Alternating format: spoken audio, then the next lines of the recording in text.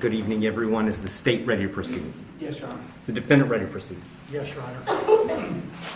Sorry, it took me a little bit longer than anticipated, but there was a lot of information to consider. Let me just start by saying that as multiple people have observed, this is a particularly difficult case because there's really nothing that the court can do that's capable of fixing the harm that has been caused to the victims in this case. So that being said, I've got to start with the law. I'm bound by the law, and the law gives me a guideline for how to analyze an appropriate sentence in this case. So I want to start with the Camacho case.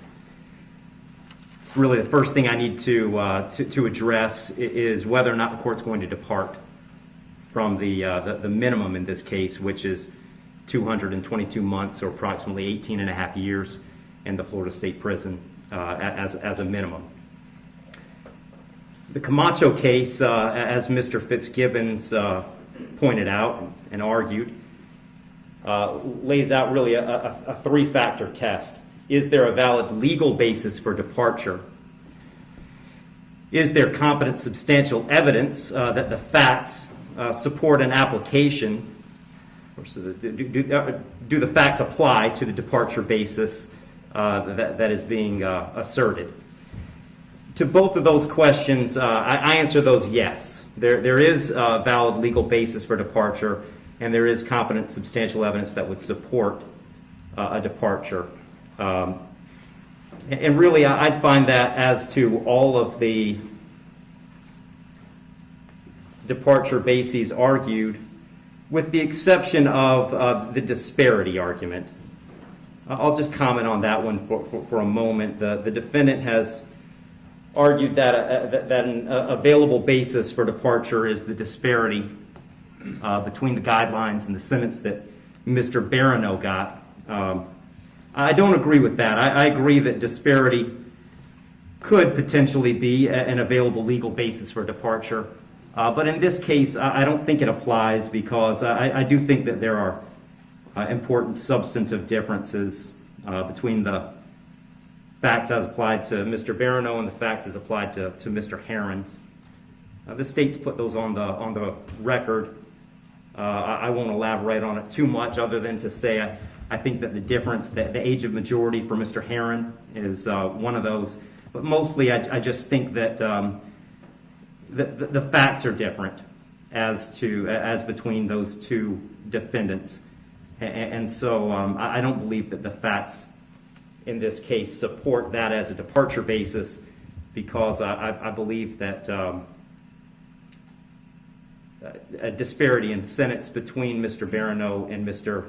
Heron is appropriate in this case. That brings me to the third question of essentially the third factor under the Camacho cases, should the trial court depart? And the court in this case is going to decline to depart. So I'm answering that question in the negative. The trial court in this case is not going to depart. And I don't reach that decision lightly. When evaluating an appropriate sentence, I will start with Florida Statute 921.002. It was pointed out several times the primary purpose of the Criminal Punishment Code in Florida is to punish. And I've got to take into account the severity of the primary offense and the circumstances surrounding the primary offense. When I take into account circumstances and severity, a lot of what I'm taking into account really when I sentence is intent and harm. And in this case, there wasn't any evidence, and nor does the court believe that there was any specific intent to do harm, in this case to the victims. But there was intent to drive at an egregious speed, 102 miles an hour, regardless of the consequences and regardless of of who that ended up harming. And then the second part of that, the second component, is the harm caused. And in this case, it's just impossible to have greater harm than the harm that occurred in this case, which was the loss of a mother, loss of a baby, and really the loss of a family as it existed when this occurred. I did consider, I also want to make a record, I did consider sentencing Mr. Heron as a youthful offender, but for the same reasons that I'm discussing, I didn't think sentencing him as a youthful offender was appropriate. I agree that youthful offender was something that the court could have done. I did consider it. I carefully considered it. But the court just found that due to the serious nature of these offenses, the extreme nature of the conduct, and again, the level of harm, that a youthful offender sentence was not appropriate. So given that the court is not departing, the guidelines call for a sentence of essentially 18 and a half years at a minimum and 30 years as a maximum.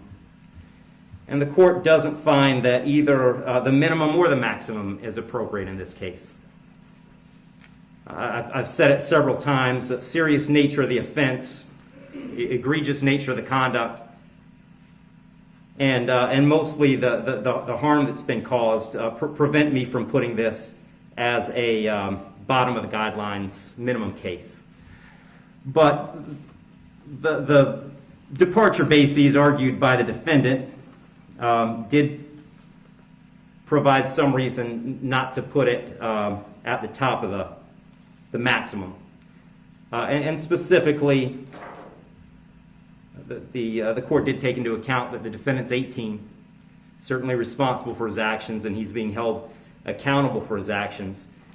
But the age of 18, the court finds, is a mitigating factor and shouldn't put this at a maximum. Also, the complete lack of prior criminal history is something that the court considered as preventing this from being at the top. So having said all that, the court is going really toward the middle between the minimum under the guidelines and the maximum punishment permitted under Florida state law. So on count one,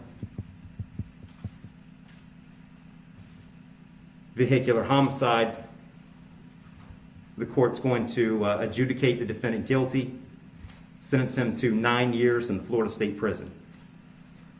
On count two, same charge, court will adjudicate the defendant guilty, sentence him to 15 years Florida State Prison, and that'll run consecutive to count one for a total 24 years Florida State Prison. Count three is a misdemeanor, unlawful racing on a highway, so the court will adjudicate the defendant guilty, sentence him to time served. Give credit for time served, I believe, 2 days. Court will impose mandatory court costs. Mr. Heron, you have given up the right to appeal the determination of your guilt or innocence. You do have 30 days to appeal the sentence of the court. And I'll direct the bailiffs to take Mr. Heron into custody.